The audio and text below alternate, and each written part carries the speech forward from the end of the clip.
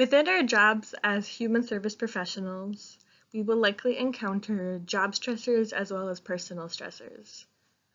We often teach others these skills of self-care, but we forget to practice self-care.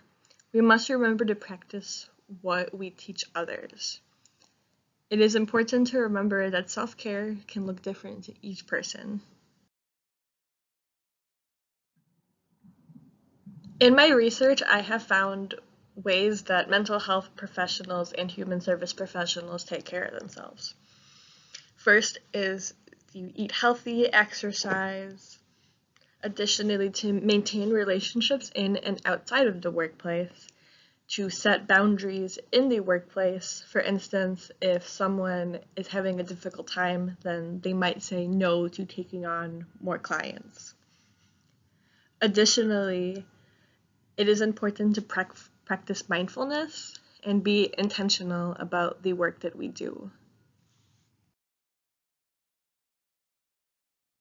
One way that we can take care of ourselves is to practice time management. In Laura Vanderkam's TED Talk, she explains that there's 168 hours a week. If people plan out their time well, then they can prioritize what they need to get done. It is easy to feel like that we don't have enough time, but we do have time for friends, family, and also some fun. There are various time management strategies that we can utilize, such as creating a schedule, tracking where our time is going, planning in a 3-day arc, and asking support whenever we need to.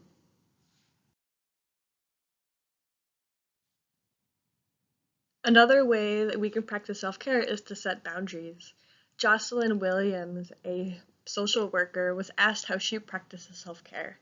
She mentioned that she reaches out to her coworkers and leadership. She also mentioned that it is important to make time just for yourself. In the human service career, especially as a social worker or a human service professional, we spend a lot of time helping other people. We must also remember to make time just for ourselves as well. One thing that it is important to remember is there can be barriers to self-care.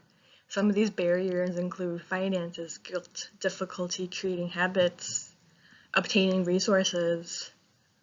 Baker and Gabriel 2121 explained that the 3 social workers that were interviewed all responded that guilt was a barrier to their self-care. It is easy as a human service professional to feel like our jobs are to help other people, but we must remember that we must help ourselves before we can help other people. If we show up burnt out and tired, we will not be putting our best self forward.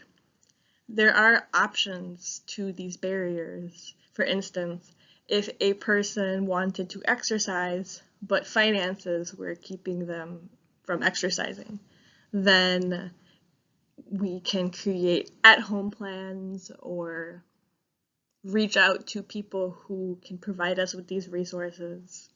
Just because there are barriers does not mean that we cannot jump over these barriers. Self-care is essential, not a luxury. Self-care can feel counterproductive, but it actually increases happiness and productivity. Employees are overall happier when their needs are met. People need to take care of themselves at home, but also at work. When teams are happier, then overall they are stronger and more productive, and this could be seen in the research of Sawa and Swift 2013. There are many ways to conduct follow-up to measure success. First, for me, the first Sunday of every month, I will evaluate my goals and check if any changes need to be made. Additionally, I think it's important to share goals with peers, coworkers, and management so they can provide additional feedback, especially if there's any visible changes. Then I will use that information to make changes as necessary. In conclusion, self-care will look different to each person. Self-care can bring obstacles, but there are always ways around it.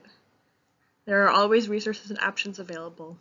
Remember that self-care is not a luxury, it is necessary, and continue to periodically check in with yourselves and make changes as needed to your care plan. Thank you for listening to my presentation.